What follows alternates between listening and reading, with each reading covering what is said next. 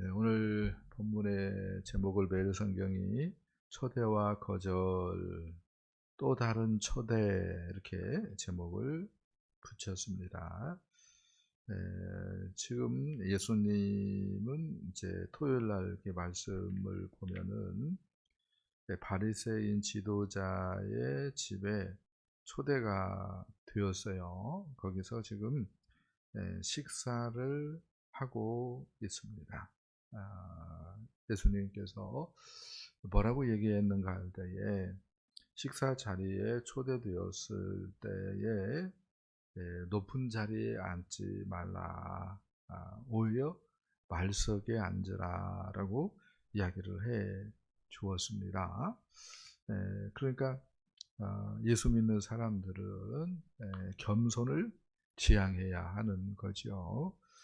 그리고 이제 오늘 본문은 이제 하나님 나라가 완성되어졌을 때에 바리새인들 같은 경우는 부활하고 그 다음에 하나님 나라가 완성되어졌을 때에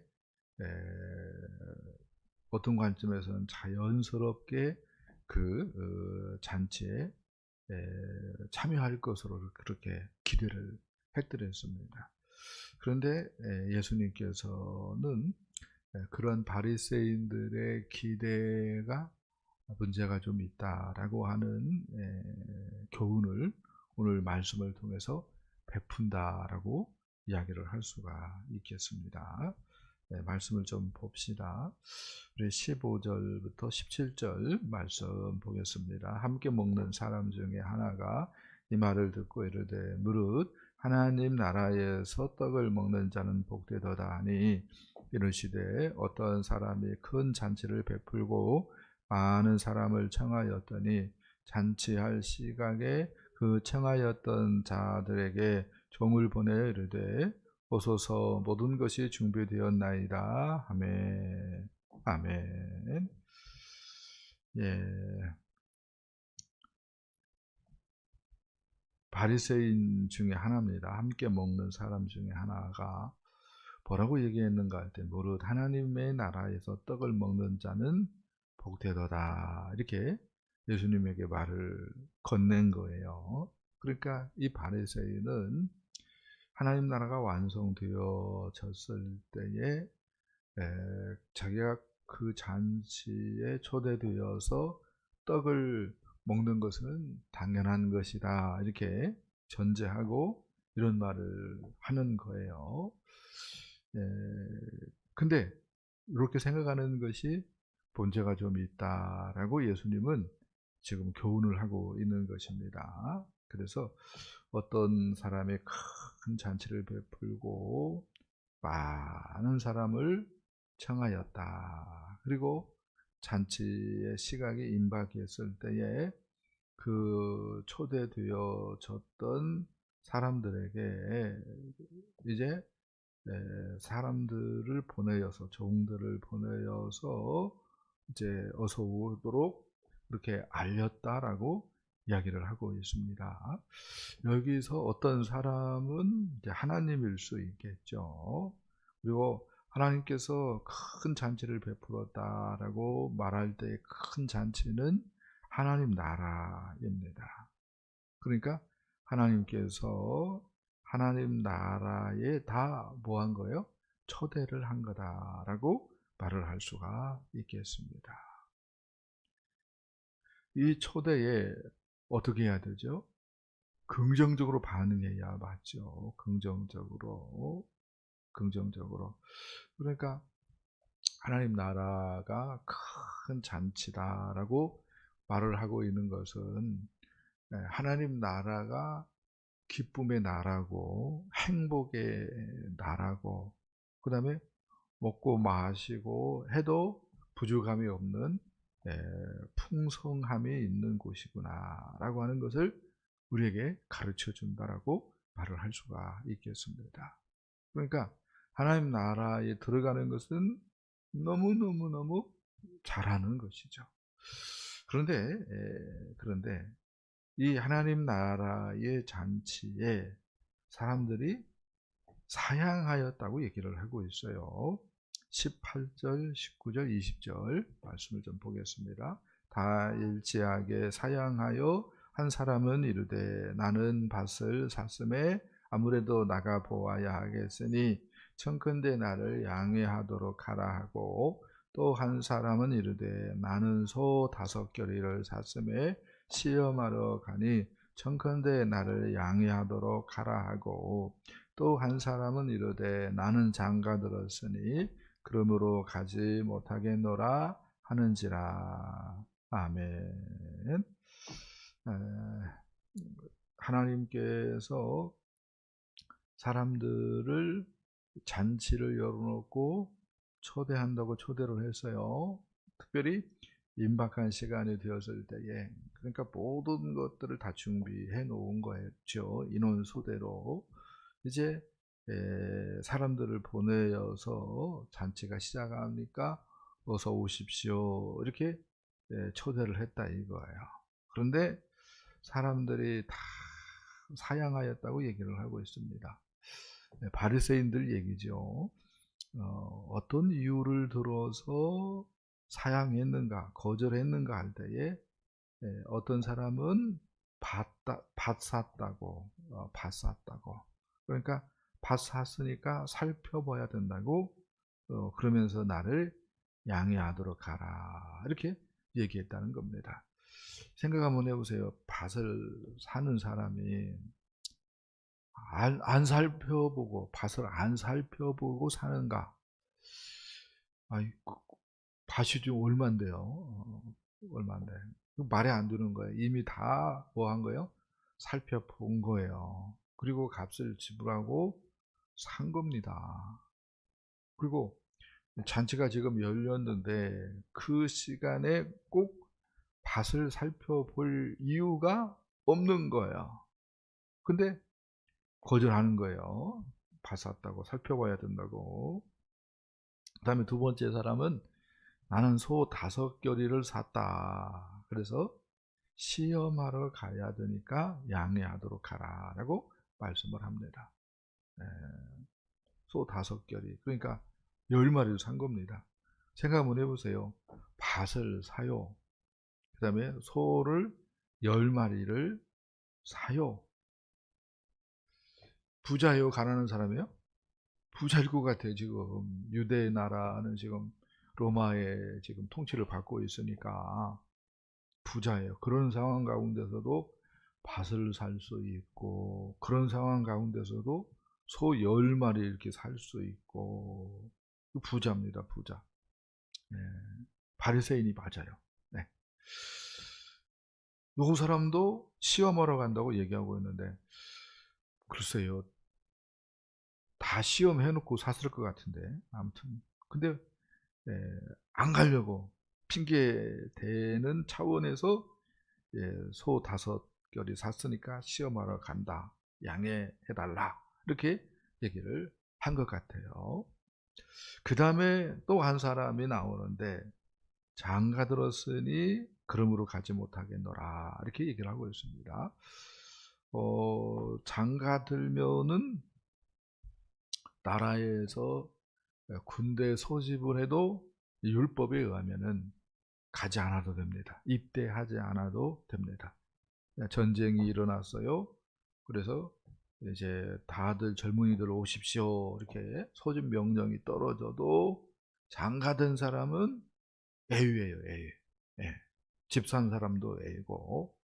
그런데 지금 말이 안 되는 것이 뭐냐면은 군대는 이해가 돼요. 왜냐하면 전쟁이 일어났으면은 전쟁을 시작하고 전쟁을 치르고 끝날 때까지는 마누라 못 만나니까 어떤 관점에서는 또 생사가 결정될 수도 있고, 그래서 과부 만들면 안 되니까 율법적으로 이렇게 봐주는 것은 이해가 돼요. 충분히 그래야 되겠구나라고 하는 생각을 합니다.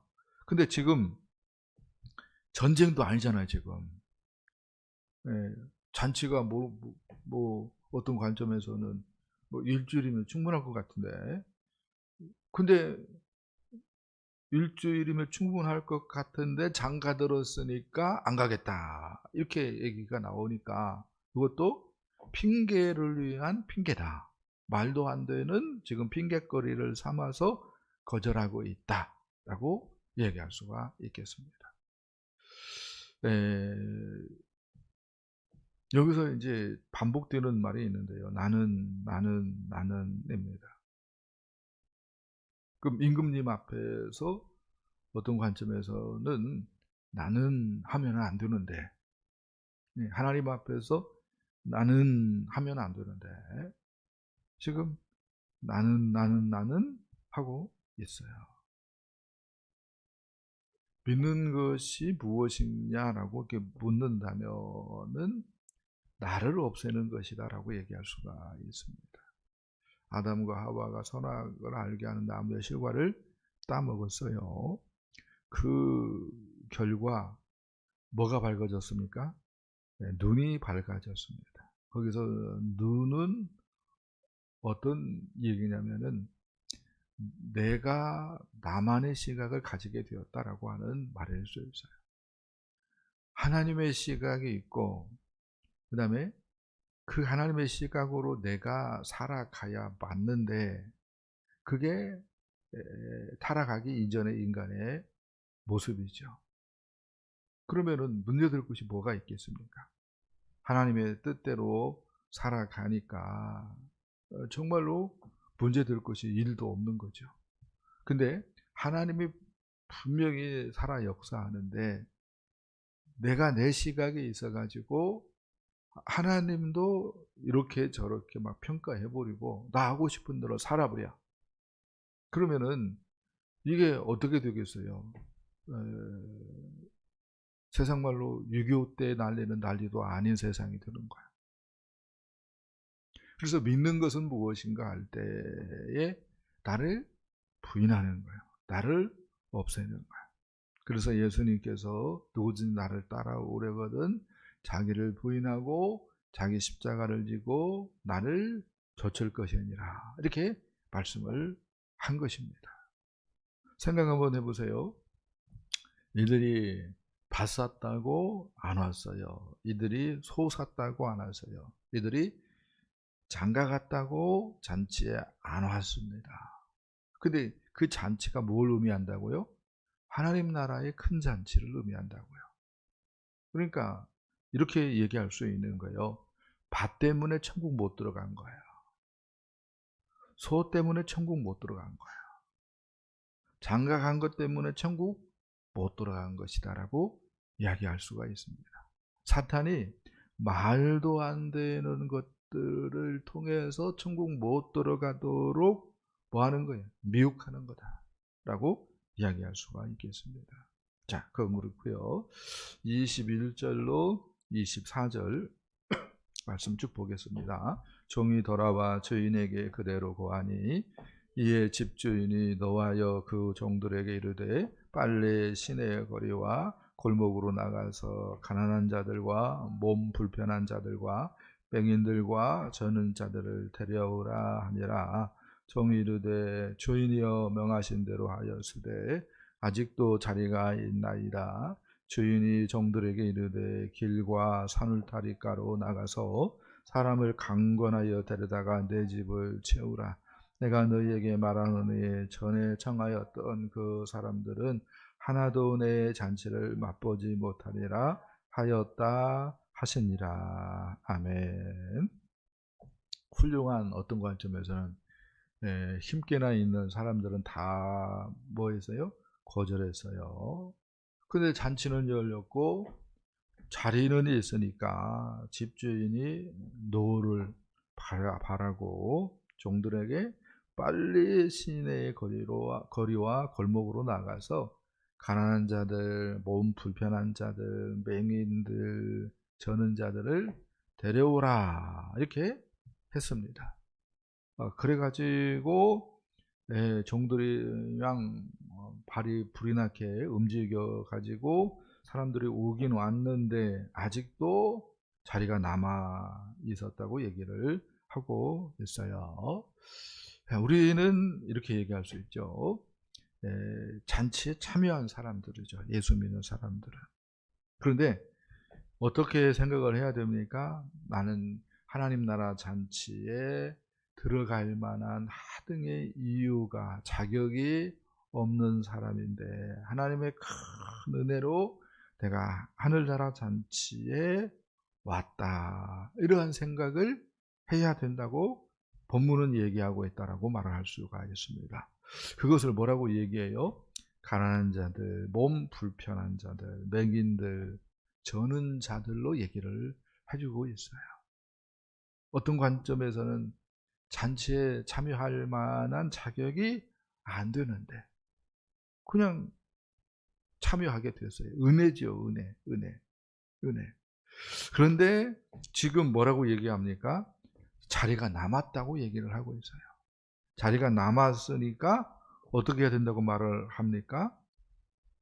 빨리 길과 산울타리가로 나가서 사람들을 강권하여서 내 집을 채워야 된다고 이야기를 해주고 있어요. 요 마음, 요 하나님의 마음이 예수 믿는 우리들에게는 마음에 와닿아야 된다라고 얘기하고 싶어요. 그래서 우리가 예배하는 것도 귀하고 기도하는 것도 귀하고 성도들과의 교제도 중요하지만 정말로 우리가 중요하게 생각해야 될 것은 영혼 구원하여 제자 삼는 것인 줄 믿습니다. 아멘. 그래요. 오늘 본문 보면서 하나님 나라는 큰 잔치다라고 하는 것을 생각을 해봤으면 좋겠어요. 그리고 바리새인들의 그 당연하게 나는 하나님 나라에 들어갈 것이다라고 하는 사고가 위험할 수 있구나라고 하는 생각을 해봤으면 좋겠습니다. 내가 여전히 이렇게 시퍼렇게 살아 있어가지고 하나님의 그 말씀에도 그냥 스스로 재단해버리고 나 하고 싶은 대로 살면서 나는 하나님 나라에 들어갈 수 있다, 이렇게 생각하는 것은 바리새인들의 사고하고 똑같은 것이고 잘못되었다고 오늘 본문은 얘기를 한다라고 말을 할 수가 있습니다. 그러면요, 어떠한 삶을 살아야 됩니까? 독생자를 주신 하나님의 사랑에 합당한 반응을 보이는 그러한 삶을 살아야 되는 거죠. 할렐루야. 하나밖에 없는 생명도 십자가에 내어놓으신 예수 그리스도의 그 은혜에 합당한 삶을 살아야 되는 줄 믿습니다. 그래서 몸이 100개, 1000개라도 주를 위해서 살아야지. 입이 10,000개 그 이상이 된다 할지라도 주님을 찬양하며 살아야지. 그러한 마음이 우리에게 있어야 되는 줄 믿습니다.